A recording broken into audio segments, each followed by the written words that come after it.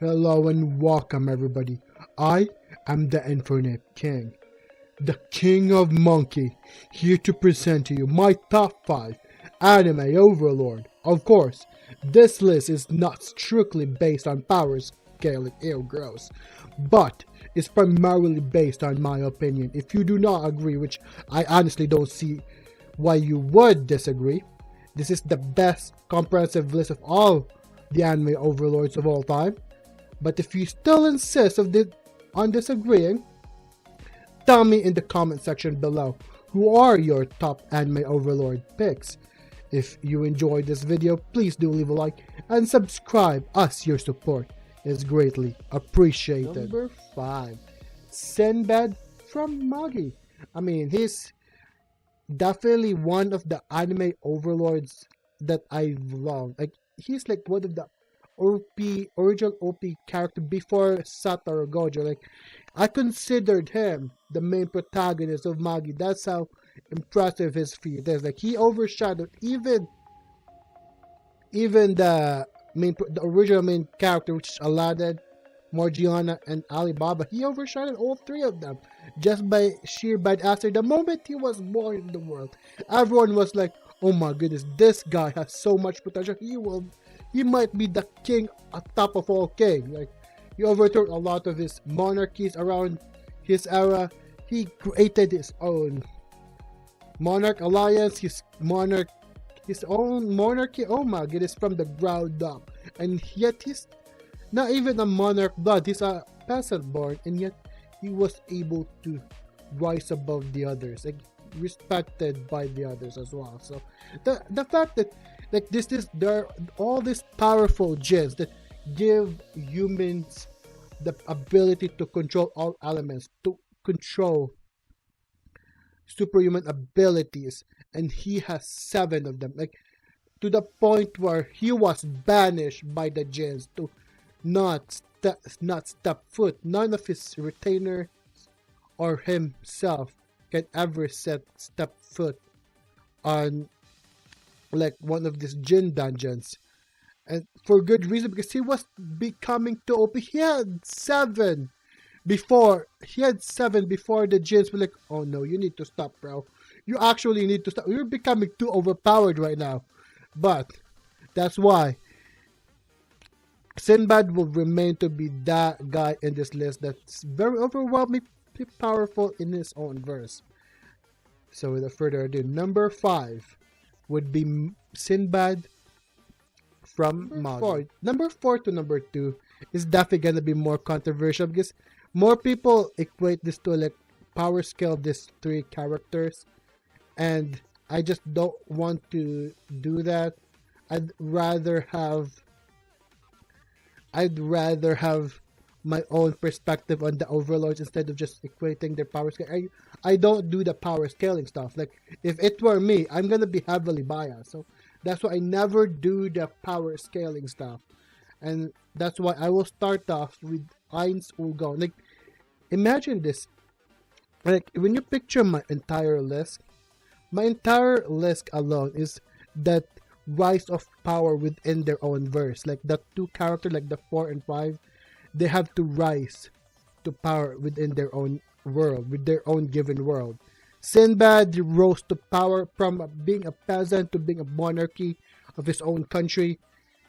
Ain Solgon was like thrusted upon this new world with no knowledge of this new world, but he has to rise above each of the powerhouses of that world. So that's essentially why I put him number 4. But the next top 3 would be already have this given authority by the world. Like, for example, I'm not gonna spoil anything. Top 2, for example, is Streamer Tempest. Despite the fact that he also rose to prominency, he's already been given by the world, by the voice of the world, the power to rise on top of the world. See, that's kind of how you picture my list. It progressively goes from rose to the top to just overall an overlord. So yeah, Eins Ulgon, yeah, he rose on the top despite the fact that he doesn't know anything about that current world. He rose on the top.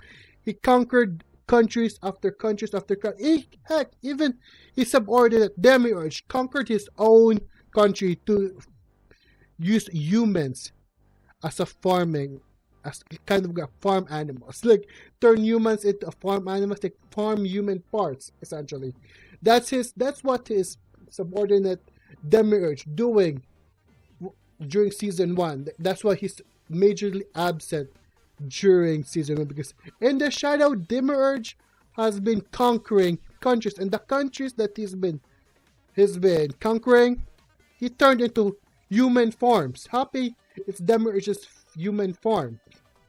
That's yeah, that's essentially how after, and yet he keeps on rising above all these prominent countries on that world he was trusted in, and just trying to survive, and yet ended up surpassing them all. So for me, Ainz All Gone, with all of his might, with all of his super powered subordinates, just is my number, just enough to land on my number 4. Like, another thing about this is the people around that world as well is trying to like say Ainz is the big threat, but by the fact is Ainz is actually the human part of Nazareth, like his own kingdom. Like if Ainz were not there, all of his superpowered subordinates will legitimately crush that world.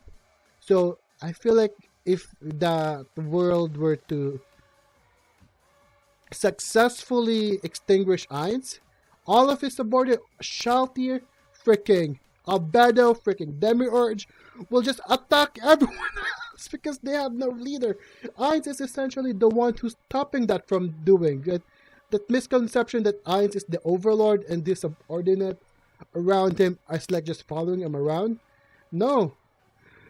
In truth, is the subordinates around Ainz is much more powerful than he is, but only were the one who's stopping them. He was the one stopping them from doing out of their respect of him. So I like how that turned out.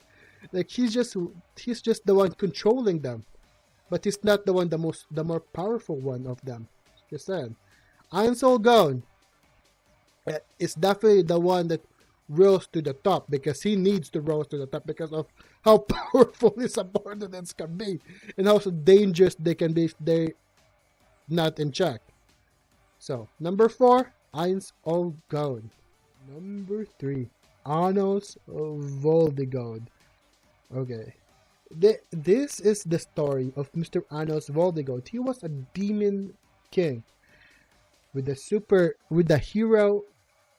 opposition, the hero canon, right? This is the start of the entire misfit. Okay, he's an overwhelming power in this world where of magic and swords, and like he was just gone tired of it, right. He was getting tired of it, and he wanted to live in an era of peace. So he made a deal with the hero to reincarnate a world where it's peaceful for like a couple century. And then when he reincarnated as like a hybrid of a spirit, human, demon kind of being, and was ostracized. That's essentially the story so far. Get me? But his story was like, it was ostracized by the royals, by the purebred demons, and yet he keeps on flexing. One of my favorite scene of this anime was like that scene where he just kept reviving that one dude with the sword until he gave up.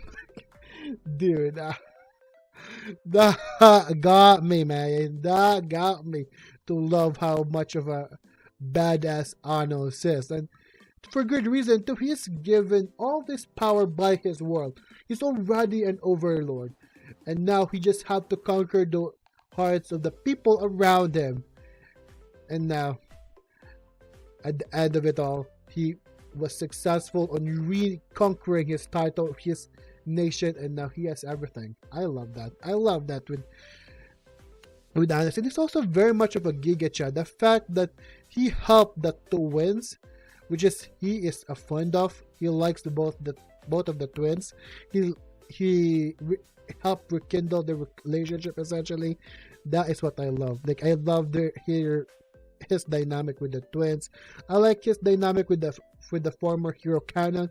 Everything about Misfit is just splendid storytelling, good characterization as well. So yeah, for me, Anos Code would be my number 3 on the list. 2 on the list is Rimuru Tempest from the series. That time I got reincarnated as a slime, or texture of his shirt. Like, guy is just a slime when he reincarnated. He was just a slime. Wait, before he reincarnated, he was, of course, an average officeman. Got stabbed, no trucking this time, and got reincarnated by accident by the world of by the voice of the world. I mean, how can you how can you reincarnate someone who wished to get laid and reincarnate as someone androgynous? Like, come on, freaking! You're supposed to be an AI, Mister or Mrs. Voice of the world. Like, just how? Just how would you? He literally wished that he could get laid, and yet you transform him into someone that doesn't even have a gender. Oh my goodness! But in that hopeless situation, he was able to get all of the badass skill, overpowered skill, like Great Sage, Predator, into his arsenal, and slowly but surely he got a name for himself as a demon lord. I think he got that potential ever since he defeated the Orc King. Like, he got the demon lord seed from there. He got the potential to become a demon lord from defeating the Orc King, if I'm not mistaken. Correct me if I'm not mistaken, but the moment he defeated the Orc King, he was essentially a demon lord candidate. And that entire scene just mesmerized me, my dude. That was a badass scene. Like, when he said, like, you're a devourer. I if you're glutton, I'm the devourer. Oh my goodness. That was like the most badass, single-handedly most badass moment of Rimuru of all time. But none could prepare me with the most cold moment Rimuru did during season 2, when he wiped out 10,000 of Formous army. I had to think about it. 10,000 Formous army to become a demon lord, my dude. Ah, and then to add insult to injury, he sacrificed the bodies of those 10,000 men to summon 3 powerful devils as well. So yes, I love that. It's very cold, it's very brutal, and yet that was the moment when I fell in love with Rimerick. Ever since then, he slowly grew in power. Like, he won over like human society, because everyone know that each of the demon lords from the Octogram was like never gonna work with humans except for Rimuru. So he won. He slowly but surely won over the human societies of his world, because he's the only demon lord that is still willing to work with humans, and yet all of the human societies is terrified of him, right? So overall, he ironically became the overlord through diplomacy alone. He became an overlord of his own verse. So Rimuru Tempest, number 2 on my list. 1 on my list. Where do I even begin with? I did mention during when I was explaining why I put up all of this list with Eins, where each of the lists here just grow from rose to power to like just being given everything on to the world to conquer it. Like, for example, Sinbad with like being a peasant to becoming a monarch. Being given all these tools and and rising to the top of his own world. And then there's also Anos, which is already a demon king in his own right before he got reincarnated. and then slowly but surely, just having been given this almighty power or tools to conquer their own world. But Lord Frieza don't need all that. He was already the king. No, he was already an emperor in his own right. He has the pedigree to conquer the universe. He has half the universe already on his beck and call. Like he enslaved a lot of freaking people before Goku even defeated it on Namek. Like that kind of threat. He's heartless, he's cold, and he's brutal. And he also caused the transformation phenomena as well. Like before that, there's only few instances where people in Dragon Ball like transform. Like for example, Uzaru, there's also Zarban, but other than that, there's really not transformation moments. But he was one of the ones who preordained all that and who progenited transformation. And the fact of the matter is, his cruelty overall was the trigger for Goku to stop taking each fight so lightly. That is why Lord Frieza, out of all, is one of the top overlords in all of anime because he's that guy. He is a threat. He needs to be stopped. He is not a good guy like Rimuru nor Ano says. He's never been a good guy compared to the people on this list. He's a villain and he needs to be stopped. He is a threat amongst all others. He doesn't have a morality. He will kill and enslave everyone. And for good reason, he's a royalty and he's been given everything. He has everything under his palm.